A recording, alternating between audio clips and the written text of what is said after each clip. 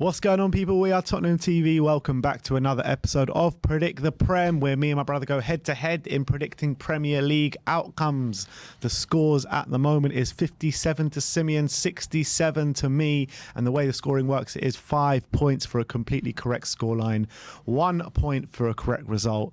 And then the star man as well, as once you pick the man, you cannot pick them for the remainder of the season. And it's 5 points for a goal, 3 points for an assist. And let's get straight into it with Bournemouth against Leicester. And I found this a really hard one to predict, to be honest, because Bournemouth, since the new manager has started, they've been doing pretty well, unbeaten. Leicester have had a shocking time of late, and but they did get their first win of the season in a convincing win against Nottingham Forest, albeit Nottingham Forest are getting battered week in, week out at the moment. But I did just about side with a 3-1 Leicester win. I can see Bournemouth getting a goal. Leicester's defence has been absolutely shocking for the most part of the season. But I do think with the attacking talent Leicester have, they will succumb to the Bournemouth manager's first defeat of his new tenure. Yeah, I think with Leicester's attacking prowess, I can't see anything but a Leicester win, especially the Maddison in the form he's in. And even in their bad games, they're still been a massive threat going forward. Yes, defensively not great, but in those unbeaten runs, I believe there's been 2-0 draws there for Bournemouth. So it's not like they're scoring loads of goals, but they are getting results, and that's credit to them. But if they do concede a couple of goals, how they'll react and will they be able to create those chances, even against a poor Leicester defence, I'm a bit doubtful. So I've gone for a 3-0 Leicester victory. All right, so I've gone 3-1, Tim's gone 3-0. Let's move on to Stamford Bridge, where Chelsea take on Wolverhampton Wanderers.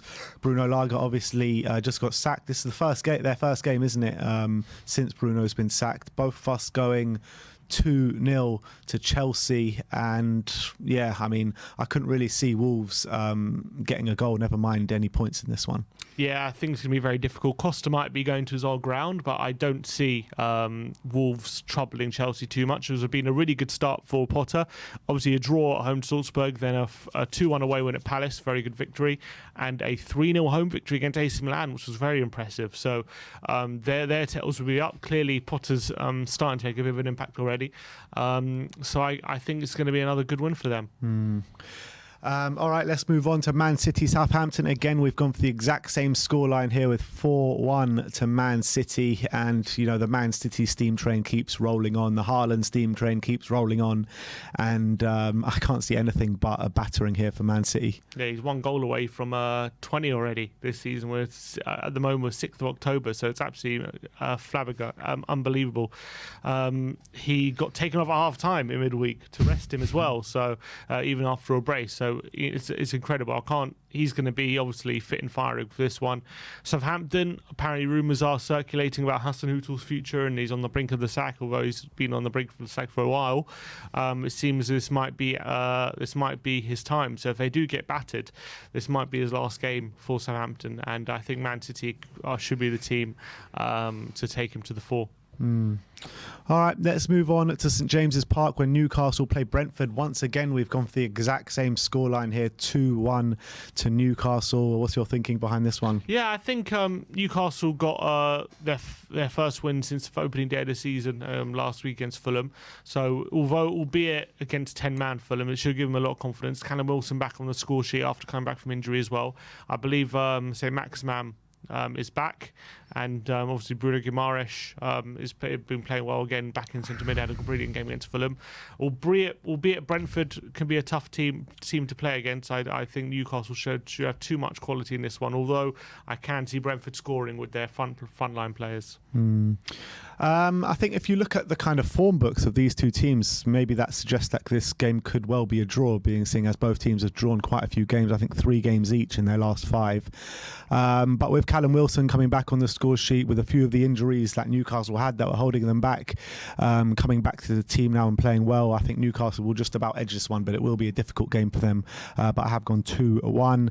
Moving on to Brighton against Tottenham. We haven't gone for the same scoreline this time, but Sim's gone for 2-1 to Spurs. I've gone for 2-2, and I think Brighton have been very impressive. Obviously, the whole season under Graham Potter, but since the new managers come in, De Zerbi, they had a very impressive performance at Anfield, and it's going to be a very tough game for us, and we're going to need to have our wits about us if we're going to get any points from this game. And our away form hasn't been great this season so far. Hopefully it can get back on track, but I've gone for a 2-2 draw here. Yeah, I'm a bit worried for it because Brighton are playing really well. Trossard's in brilliant form, and the new manager seems to have picked up where Potter left off, albeit they were 2-0 up and then they did end up being 3-2 down, but they got the draw in the end, and deservedly so, and it was an impressive performance. So it's going to be a very difficult game, but hopefully the way we play, if we can kind of soak up a lot of Brighton pressure and we can maybe hit them in the spaces, hopefully we can come away with a victory. So I'm going to back my team, and I went for 2-1 to Tottenham. Next up is Crystal Palace against Leeds at Selhurst Park. Both teams not really on the greatest form at the moment, with Palace only, they've won 1 in their last 6 or 1 in their last 5. Leeds as well, they've won also. They've won 1 against Chelsea. They haven't won since the Chelsea game, and not really playing too well, Leeds, since their first early form, good form in the early parts of the season. This is a game at Selhurst Park, so it will be tricky for Leeds, but I've just gone for a 1-1 draw here. I think Leeds can stifle Palace. Yeah, I think it's going to be a close game, and I think Palace, albeit playing okay, haven't really been getting the results. And last week, again, played decent performance against Chelsea, but ended up losing in the last minute, which must be frustrating. Similar story when they played Brentford at home when a few weeks ago, 1-0 up, going all right, and then they conceded on the last minute and end up not winning. I'm thinking they're going to turn it around in this game. I think Leeds at the moment are struggling a bit, albeit they did really well to grind out a 0-0 last week with 10 men. But without Sinistera there, it's going to be very difficult for them to have the firepower to hurt Palace as much as they can hurt them. So I've gone for a Palace win. West Ham against Fulham in a London derby this weekend. Both of us going for the exact same scoreline again in 1-0 to West Ham. Fulham, a very Jekyll and Hyde team in terms of results. 1 week to win, 1 week's a loss, the next week's a win, then it's a loss. West Ham on the other hand, really not having a good thing of things in the Premier League so far this season. They did get over the line and win last week against Wolves, but that was literally a result that got the Wolves manager sacked. But I have gone for just West Ham just to nick this one. I think that when you're looking at Fulham's last result with the 4-1 defeat at Newcastle, you would think they want to come back and respond in this game. So I am thinking it actually could be a draw 1-1 or something. But at the London Stadium, I'm just going to side with West Ham here 1-0. Yeah, I think that confidence-boosting victory they got against Wolves will hopefully for them bring back that form like last season where they were able to grind out results in these kind of games, in close games. Hasn't happened at the beginning of the season for one reason or another. They just haven't been able to click. But I feel like in this one, Fulham, their form may be slightly starting to wane a bit, and I think that West Ham to have too much quality to be dragged into a relegation battle, in my opinion. So I back them to get out of it and probably be in mid-table. And I think that starts again with another win here. All right. Next up, again, the exact same scoreline. Arsenal against Liverpool. We've gone for 2-2 here at the Emirates. And I think this is going to be a very good game of football. Arsenal are on firing form, especially at home at the Emirates. Liverpool, a bit of a Jekyll and Hyde team with their injuries in the midfield. They haven't seemed to really got to grips with things in the Premier League so far this season. I was thinking this could be an Arsenal win, but I think my heart ruled my head over this one, so I've gone for 2-2. Yeah, I'm a bit worried Arsenal might win this game, I'm not going to lie, because they're playing very well at the moment, especially at home, and Liverpool right now don't seem to be the same Liverpool that we've seen. However, they did play a bit of a different formation against Rangers, and apparently they played very well, and it was easy to forget against Brighton. They were 2-0 down, and they did get back to 3-2.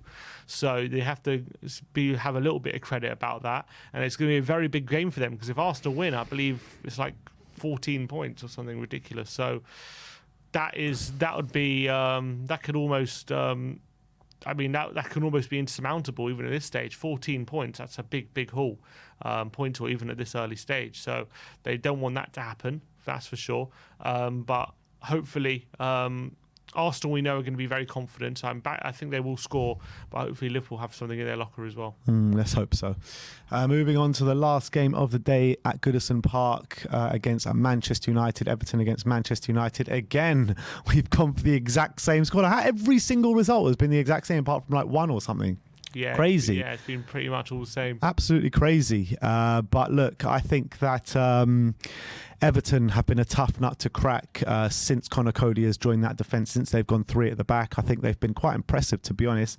And they did get over the line in the last couple of games with wins over West Ham and Southampton.